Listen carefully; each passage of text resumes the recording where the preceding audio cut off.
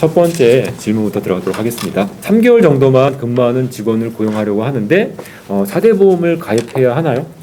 국민연금이랑 건강보험 같은 경우에는 1개월간 8일 이상 또는 60시간 이상 근무하는 경우에 가입을 해야 되기 때문에 3개월 근무할 거라면 그냥 의무 가입해야 된다고 보시면 될 것 같습니다.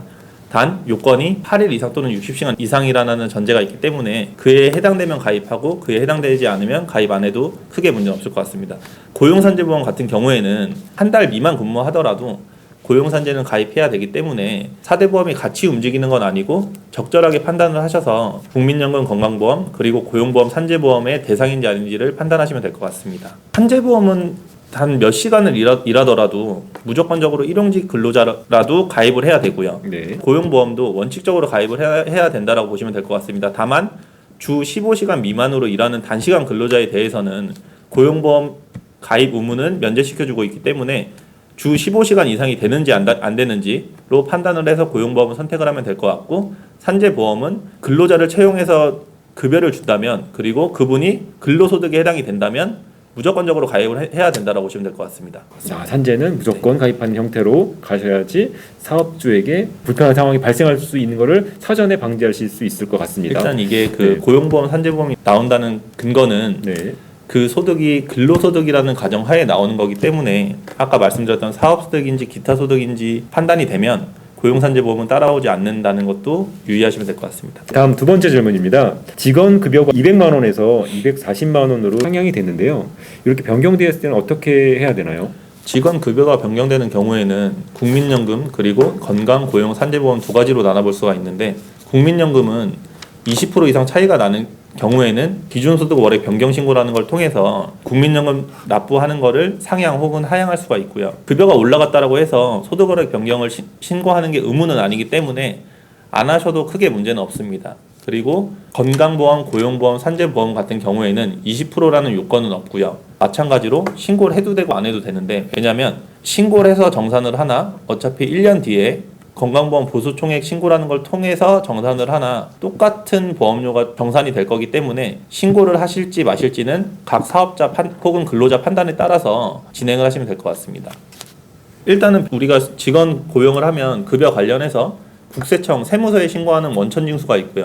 4대보험 공단에 신고하는 4대보험 신고가 있는데, 국세청에 들어가는 거는 우리가 소득을 지급하는 금액으로 제때제때 맞게끔 들어가는 거기 때문에 변경 신고를 해야 되지만, 4대보험 공단에는 1년 뒤에 정산하는 개념이 있기 때문에 굳이 신고를 해도 되고 안 해도 된다라고 보시면 될 것 같습니다. 네, 세 번째 질문입니다. 직원이 퇴사한 경우에 대한 부분을 퇴사한 이후에 그런 처리 방법에 대해서 알고 싶다고 하셨습니다. 이게 일단 직원 퇴사할 때는 그냥 단순히 상실 신고서를 제출하면 되는데, 직원 퇴사 관련해서 가장 큰 이슈가 직원이 실업급여를 받느냐 못 받느냐가 가장 큰 이슈라고 생각을 합니다. 근데 직원이 자진해서 퇴사하는 경우에는 실업급여 요건에 해당되지 않아서 근무 일수가 유급 일수로 180일 이상 채워지더라도 실업급여 요건이 안 되는데, 그 때문에 근로자가 사업자한테 부탁을 해서 나 이거 실업급여 받을 수 있는 요건에 해당되게 회사 사정으로 퇴사를 시켰다라고 좀 써주면 안 되냐라고 제안을 하는 경우가 종종 있는 걸로 알고 있습니다. 근데 물론 직원 입장에서도 그리고 사업주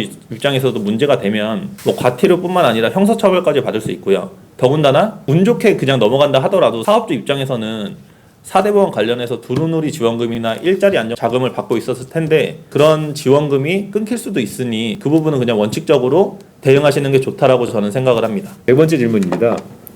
두루누리 지원금 및 일자리 안정자금에 대한 조건이 있나요? 일단 최저임금이 너무 많이 급속하게 오르다 보니까 4대보험 관련해서 나라에서 이제 지원해주는 제도도 굉장히 많은데요.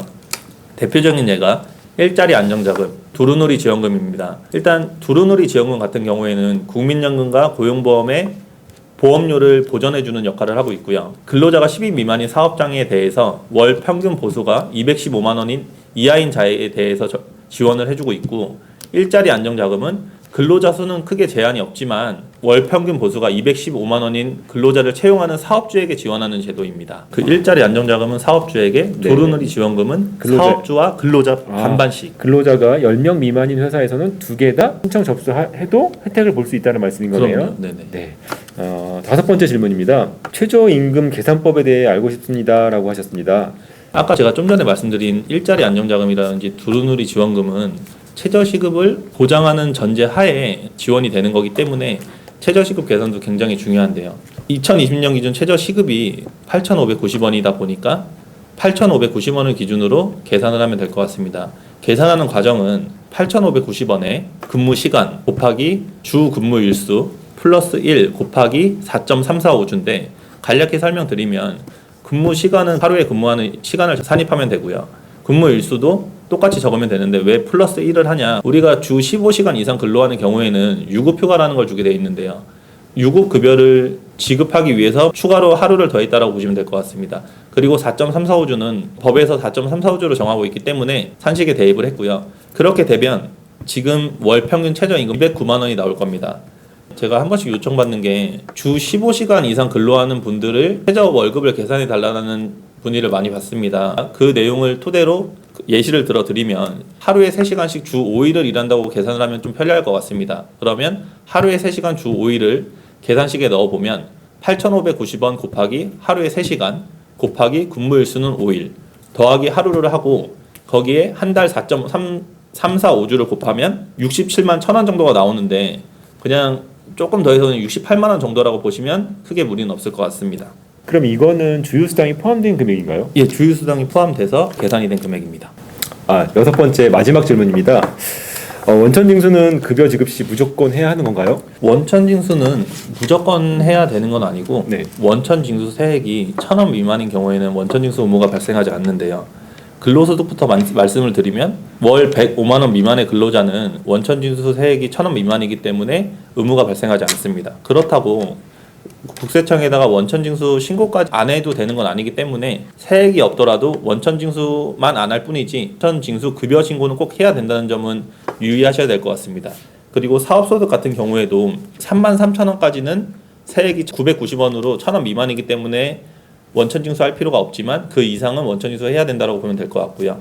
기타 소득은 조금 다르게 과세 최저한이라는 제도가 있는데 기타 소득 금액이 5만 원 이하인 경우에는 원천징수를 하지 않게 돼 있습니다.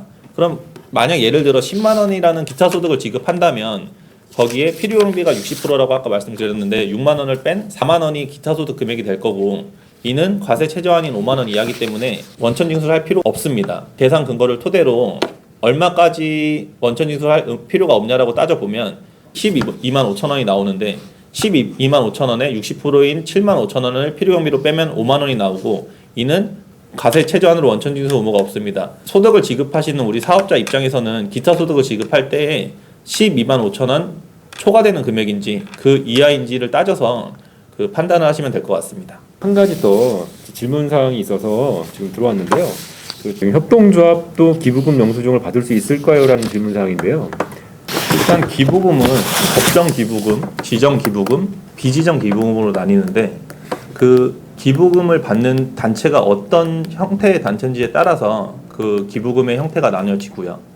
협동조합 같은 경우에는 대통령령으로 정하는 단체에 해당되기 때문에 지정 기부금 단체로 인정을 받을 수 있습니다. 다만 모든 협동조합이 다 인정받을 수 있는 건 아니고요. 비영리 협동조합일 경우에만 지정 기부금 단체로 인정을 받아서 기부금을 받고 기부금에 대한 영수증을 발급해 줄 수 있습니다. 결론적으로 비영리 협동조합도 지정 기부금 단체가 될 수 있고 기부금을 받아서 좋은 용도에 쓰실 수 있으니 참고하시면 될 것 같습니다. 결론을 정리하자면 이런 것 같습니다.